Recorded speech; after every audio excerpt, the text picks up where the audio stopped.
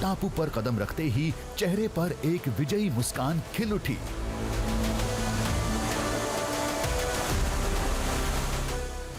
वजह थे ये पत्थर जो बिल्कुल राम सेतु जैसे थे, केवल आकार का फर्क था। विज्ञान की भाषा में इन्हें प्यूमाई स्टोन कहा जाता है। पहली झलक में ये टापू राम सेतु का हिस्सा लग रहा था।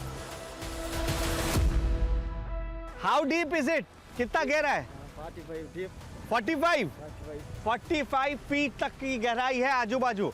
सिर्फ यही एक हिस्सा है जो थोड़ा लंबा नजर आता है। अभी हाई टाइड की वजह से थोड़ा दबा हुआ है। मैंने चलकर आपको दिखाया कि वहां मेरे घुटने से भी कम पानी है। Coral, coral, live coral, coral, live coral.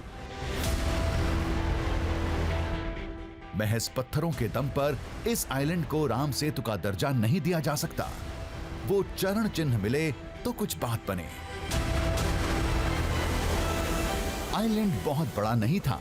हमने कुछ ही मिनटों में इसे कदमों से नाप दिया। कोई निशान नहीं मिला। थोड़ी निराशा हुई, कहीं ये कोई साधारण टापू तो नहीं है। फिर राम सेतु वाले पत्थर कहां से आए? ये समझने के लिए हमने ड्रोन कैमरा उड़ाया।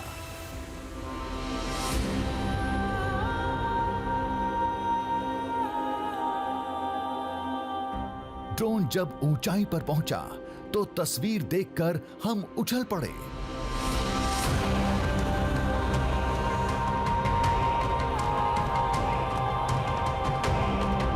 Oh my God, oh my God, ये पूरा टापू चरण के आकार का है।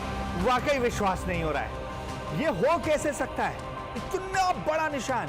मतलब ये सवाल मेरे जहन में उठ रहा है कि क्या ये वही साक्ष्य है जिसका दावा लोग कर रहे थे? यानी क्या हम इस वक्त राम सेतु के उस हिस्से में खड़े हैं जहां श्री राम ने अपना सबसे पहला कदम रखा था, जैसा रामायण में लिखा हुआ है?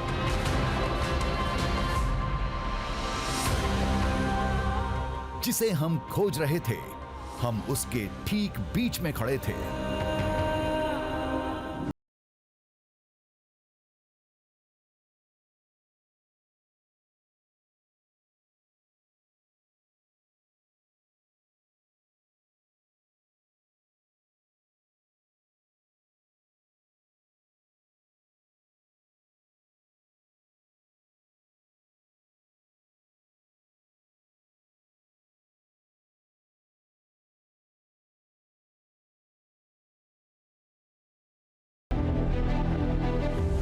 केवल आकृति ही नहीं, इस जगह का नजारा, समुद्र की हलचल, सब कुछ वाल्मीकि रामायण के श्लोक से मिलती जुलती थी।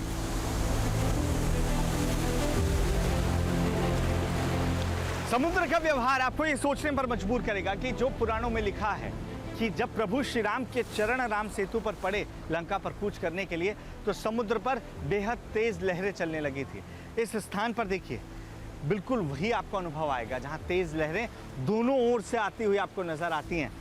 जब प्रभु श्री राम के चरण राम सेतु पर पड़े थे, तब जो तमाम जीव जंतु जिनका वास समुद्र के भीतर होता है वो निकल आए थे। और जिस जगह पर मैं खड़ा हूं, यहाँ पर सिर्फ कोरल्स आपको नजर आ रहे हैं।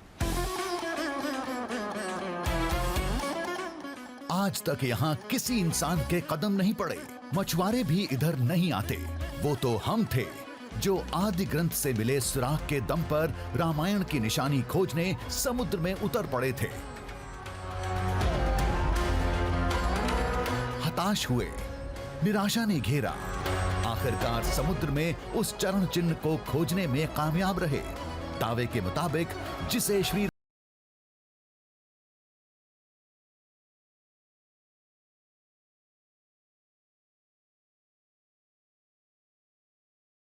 मेरे घुटने तक का पानी नहीं है और इस पर मैं आसानी से चल सकता हूं। ये देखिए, और अगर ये वही हिस्सा है जो लोगों की आस्था का विषय है, जिसे लोग राम सेतु बता रहे हैं, तो यकीनन ये रेत, ये वही रेत होगी जो प्रभु श्री राम के चरणों से होकर गुजरी है। ये वही पत्थर हैं जिस पर कभी राम राम लिखकर नल और नील ने कुछ इस तरीके से ये पूरा सेतु बनाया था, जिस पर लंका फतह करने के लिए पूरी वानर सेना प्रभु श्री राम की अगुवाई में आगे श्रीलंका की ओर यानी लंका की ओर बढ़ी थी।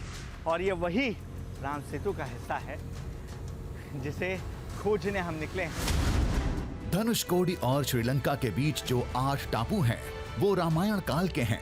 वैज्ञानिक इसकी पुष्टि कर चुके हैं।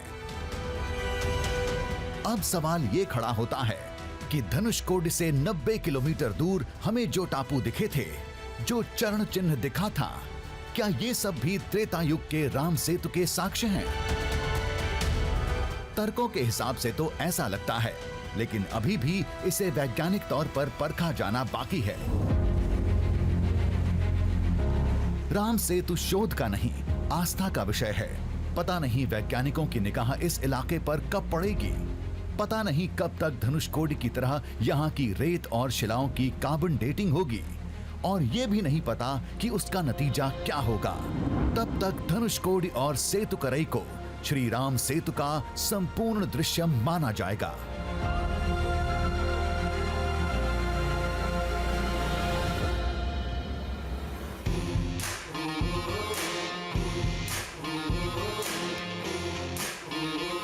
दरिया में झांकेंगे, पर्वत को नापेंगे, बांधेंगे धरती को अंबर की डोरों से। सूरज के चेहरे से पर्दा हटाना है, तूफान आंधी को भी अब चीर के जाना है।